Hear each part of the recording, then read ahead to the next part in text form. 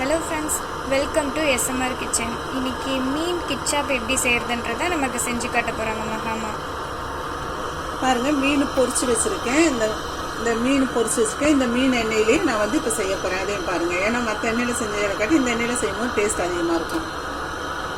2 பட்டை, கொஞ்சம் சோம்பு, 2-3 கிராம்பு போட்டிருக்கேன் நான் இப்போ.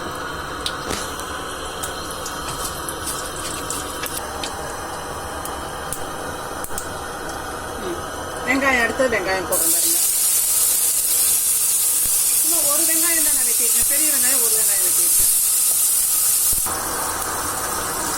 சும்மா துளியோண்டு இஞ்சி பூண்டு ஒரு 1/2 ஸ்பூன் 1 ஸ்பூன் போட்டுக்கலாம். உங்களுக்கு தேவைங்கிறத போட்டுக்கலாம்.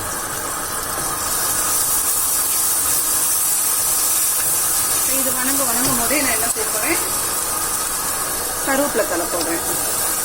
அடுத்தது ஒரு தக்காளி வெட்டி வச்சு அதையும் போடுறேன் நான். கொஞ்சம் பச்சை மிளகாய். இதெல்லாம் நல்லா வணங்கணும். பாருங்களேன், இது வெந்துட்டு இருக்கும்போதே நல்லா அழகா வெந்துட்டு இருக்கு பாருங்க. இப்ப இதுல என்ன செய்ய போறேன், இறைச்சி மசாலா 1 ஸ்பூன் போட போறேன் நான். 1 ஸ்பூன் இறைச்சி மசாலா போட்டிருக்கேன். கொஞ்சம் மஞ்சள்தூள்,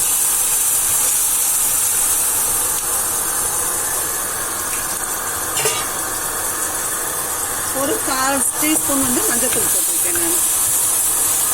இப்போ இந்த மசாலா நல்லா இந்த கிரேவியோட ஒன்றா வேகட்டும். இப்போ இதுக்கு தேவையான உப்பு போடுறேன் பாருங்க. நாங்கள் உப்பு கொஞ்சமாக சாப்பிடணும், கொஞ்சமாக போடுறோம் நான். அடுத்தது சோயா.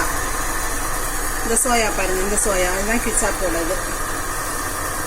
உங்களுக்கு தேவைங்கிறது எவ்வளோ இருக்கோ அவ்வளோ ஊற்றிக்கலாம் நீங்கள். இப்போ நான் ஒரு 1.5 ஸ்பூன் ஊற்றிருக்கேன்னு வைங்களேன்.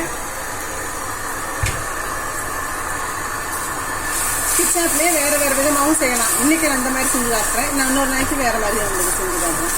இப்போ இதெல்லாம் வெந்துட்டு இருக்கு.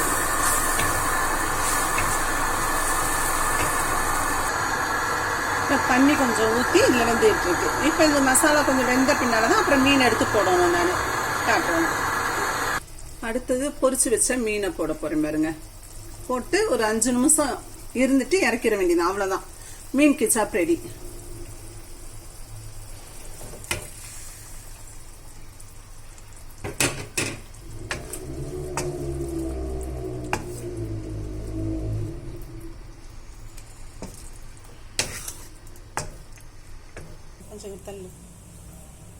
மீன் கிச்சாப் ரெடி ஆயிடுச்சு.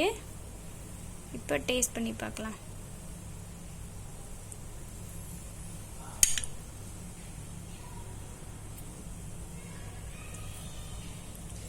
இது ரொம்ப சூப்பராக இருக்குது. நீங்களும் ட்ரை பண்ணி பாருங்கள். இந்த வீடியோ உங்களுக்கு பிடிச்சிருந்துச்சுன்னா லைக் பண்ணுங்கள், கமெண்ட் பண்ணுங்கள், ஷேர் பண்ணுங்கள்.